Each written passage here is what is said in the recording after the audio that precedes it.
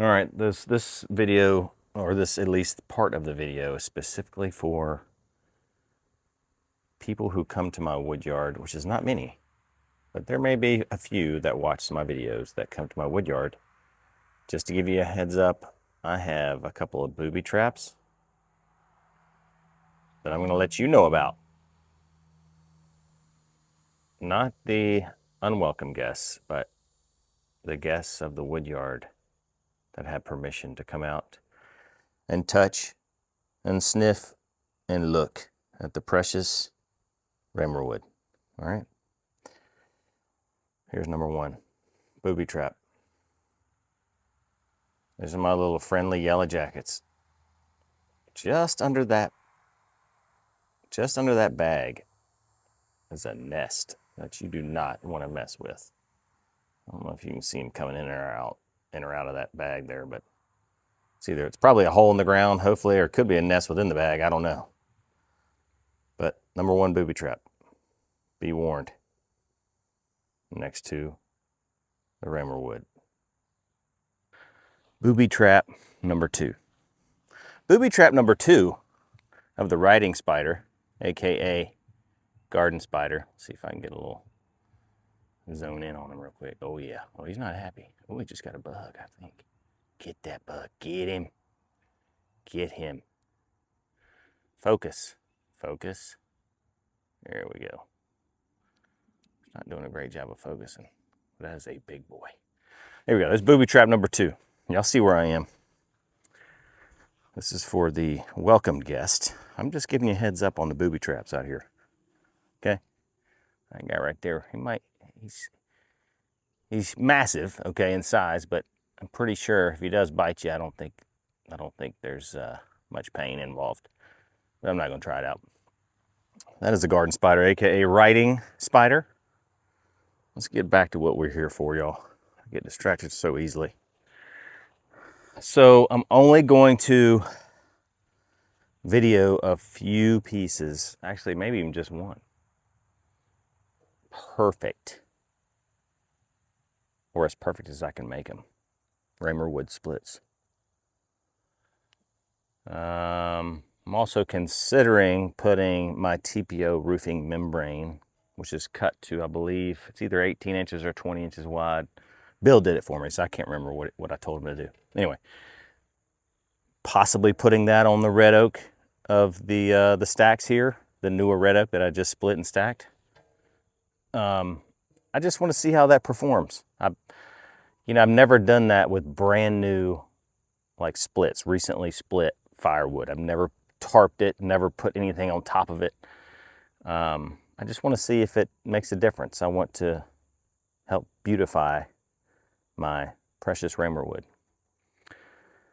So anything to help the beautification of the rammer wood is what I'm looking for. Okay, when you see the rammer wood, I want you to know that it's rammer wood. There should be a huge distinction between rammer wood and gas station wood and people who don't care wood. Should be. I don't want to be like everybody else. All right, let's get started here. This should probably take a couple of hours to split and stack close to a face cord, which is 4 feet tall by 8 feet long of firewood. Let's see here. Split and stack. Ooh, that's a big spider. What you doing? That's like a wolf spider just hanging out. Ugh. Lots of big spiders out here. Lots of booby traps. Come out here at your own risk. I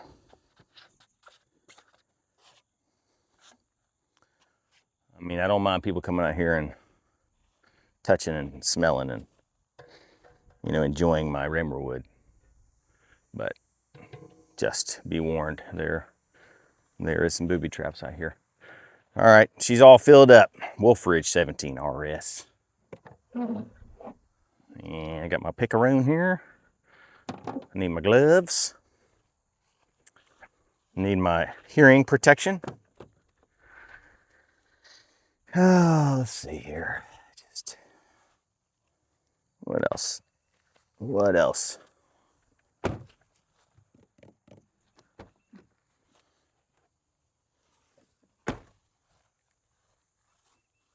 Okay, let's get it started.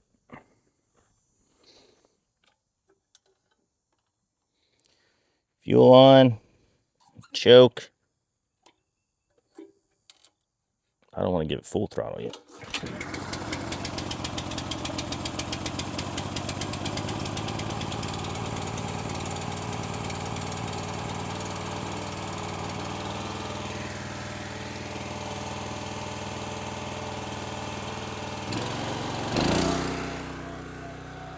I know you can't hear me very well because it's the loud engine noise from the log splitter, but I'm doing it anyway. I got my furry fella with me here, and let's just make some perfect splits, okay? I'm not going to be doing this for very long for your viewing pleasure, so since I am going to be doing it for your viewing pleasure, I'll have to do it as best as possible, okay? I need a premium firewood splitting experience.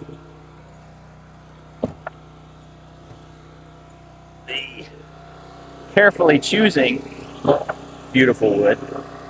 This isn't perfect, but this is going to be pretty nice regardless.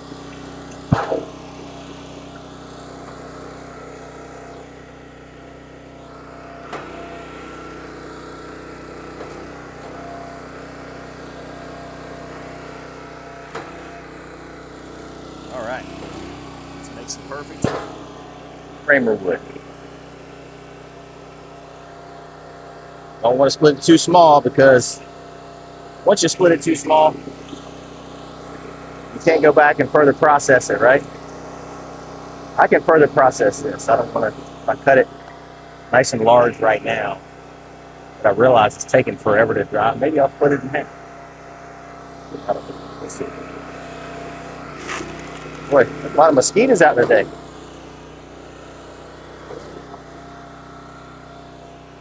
Okay.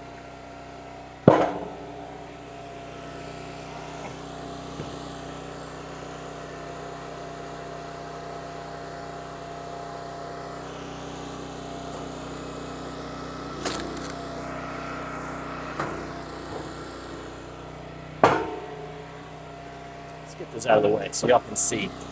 It's all about your viewing pleasure.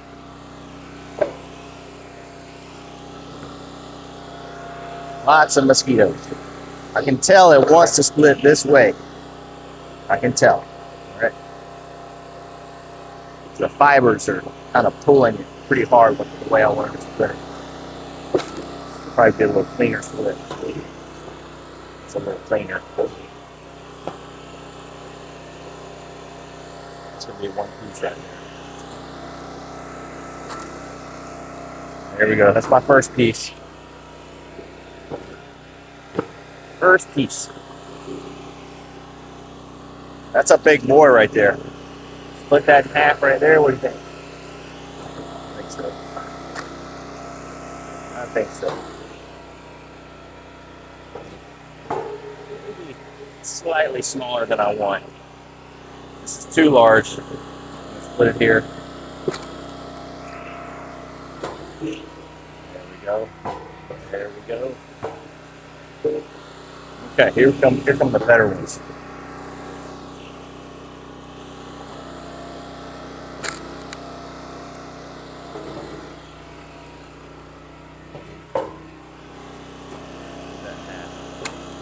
Ooh, that's a good.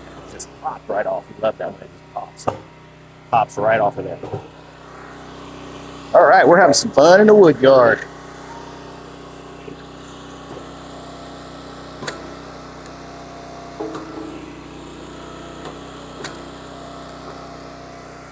Okay, here we go.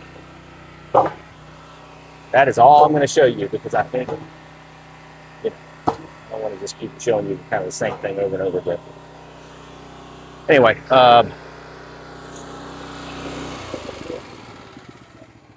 probably show you at the very end when I stack everything. Maybe even put my TPO membrane, which is right over here, on top of it.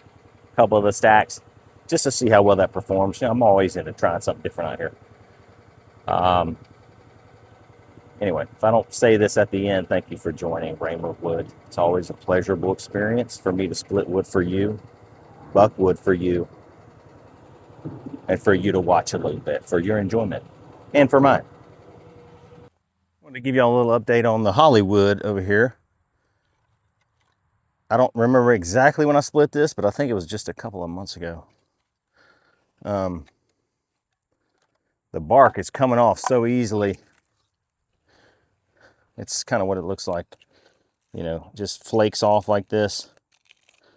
It's probably the easiest I've ever seen bark come off of any tree that I've split, any wood that I've split so far.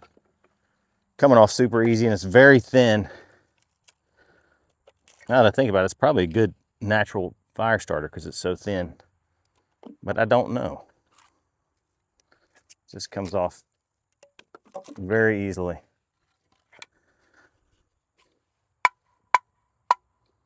And it sounds, it's kind of cracking a little bit. Y'all can see that.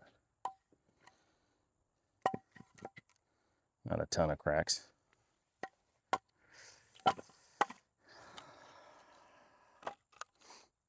Let's see here.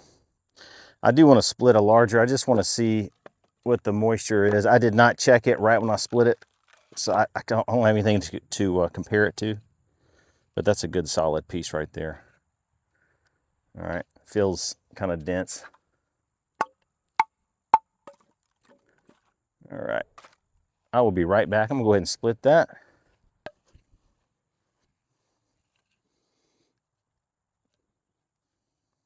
Feels a little damp to the touch.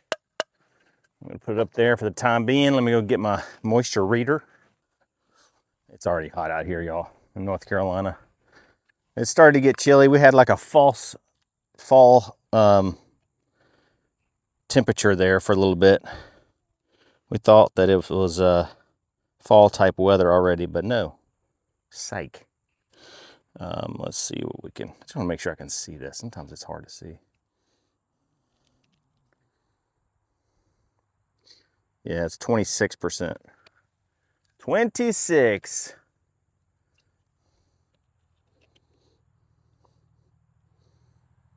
So hard to see. Yeah. Okay, well, that is definitely not ready. Definitely not ready. Anyway, just want to give you a little update on the Hollywood, the Country Club Hollywood. All right, so I have placed the membrane from just some leftover roofing jobs that I've done recently over the newly split red oak. You know, I've heard different opinions about red oak, how it doesn't do well if it's uncovered out in the open. So I'm just doing a small little section here. I just want to see how it performs. This stuff is super slick, okay? Super slick, all right? And wind may blow it off, it may. But it's very rigid, so it gives like a good drip edge. You know, it doesn't kind of turn down like a rubber EPDM membrane would. And it's very hot on the top. Very hot. I don't know if it absorbs a little bit on the underside. I can feel it, but it's not as hot as what it is on the top. The side that I have exposed is the side that it's supposed to be exposed to when you roll this out onto patio type roofs. I'll give you an idea. So we cut it, I believe it's probably around 20 inches or so, maybe 24 inches, left or right. So probably gonna pull this one a little bit further this direction maybe. Well, we'll just see how it works. This side's a little longer. Did something a little different. I put 2 pieces of red oak in here. Super green wood and pretty heavy. So hopefully that will hold this down, I'm hoping. And the other one, I just put 2 on top, but it seems pretty sturdy right now. I just want to see if one method is better than the other. Because I've tried many, look at this. I mean, I've tried many different things. What I will do next is I will probably cut this rubber membrane right down the middle because water will pond in there. I'm not going to build a roof. I'm not going to put a ridge on it and then slope it on either side just so water get off. That would be insane. But you can kind of see where the water settles, and eventually it'll try to get off, but sometimes it is caved in and pulled both sides of the rubber down in between the rows, and that was a pain in the butt to redo. So this is how I would do it, kind of how I did it here, just one row of the rubber. So cut this one in half.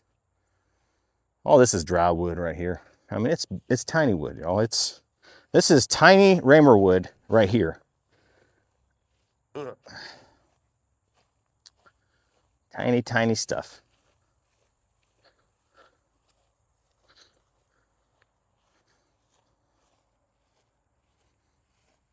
I mean, those splits are like a third of what I'm splitting now. But it is super dry. And what's good about having this on it, the membrane, is that if it does rain, and I have an order after it rains, like soon, very soon after it rains, I have no problem coming over here and getting dry wood. It is nice. I mean, maybe the very ends might get a little wet, but this does a really good job. Because this is rigid, okay? So it'll just kind of roll right off of it instead of, see how the rubber folds down right here? It's just a lot more flexible, the rubber is. They're both pretty expensive. This was actually from an old rubber roof that we tore off. So it's not bad. It's not terrible. It's better than nothing. But you do have to pitch it kind of a certain way for water to get off. I am in the roofing business, so I should know better. But there you go. That's all this is all my dry wood. Dry wood. This is just to brace it because it was kind of collapsing on me. All dry wood. And let's see, I have some more dry wood somewhere. Where's the other dry wood? This is dry wood right here. It's tiny wood, but it's dry. There is dry wood. This is maple. It's all soft maple. And that's all oak, this entire row. But I tell you what, y'all. Oh yeah, that's dry wood too, right here. That's dry. And this is pine. That's all dry. I have a customer that just wants pine, so that's just for him. But this right here is really close, and it's been here since January, February, and March. All this stuff.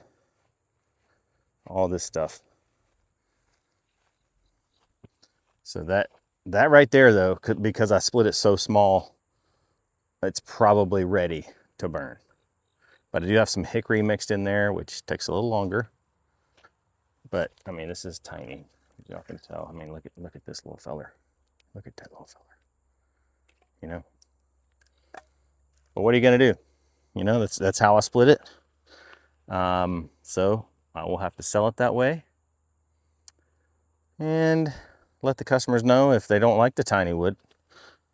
The next time they order, it will be a little larger, just like that. This right here is close too. White oak, red oak, and hickory in here. A little pecan and a little ash in there. I actually accidentally mixed in ash because it was hard for me to tell the difference at the time between ash and hickory. Like this right here, this is ash. Ash. It's pretty easy to tell now. But this is hickory, okay? Hickory, ash are next to each other. And ash. And here's hickory again. The bugs love the hickory. Y'all know that. They just make a sawdust mess out of the hickory. See, it's got a little mold on the ends. But it's drying good. And on the other side, I mean, you can see, look at all this stuff.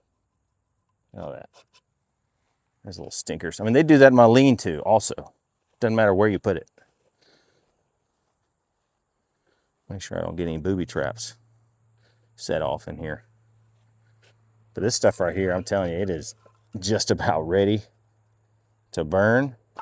That is white oak. And that's February, March when I did that. So it has not been here that long. And these are bigger splits. So I'd be super happy if those were ready this fall. I mean, the end of this fall, middle of this fall. Anyway, there's my collapsing pile down there. It looks so pretty when I first stacked it, but then it just kind of gets, you know, you can tell the hickory, the light colored stuff.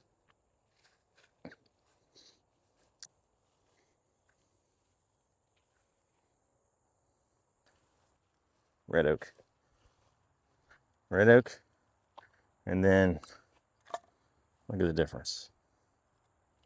Say about twice the size, maybe a little bigger than twice the size. Maybe.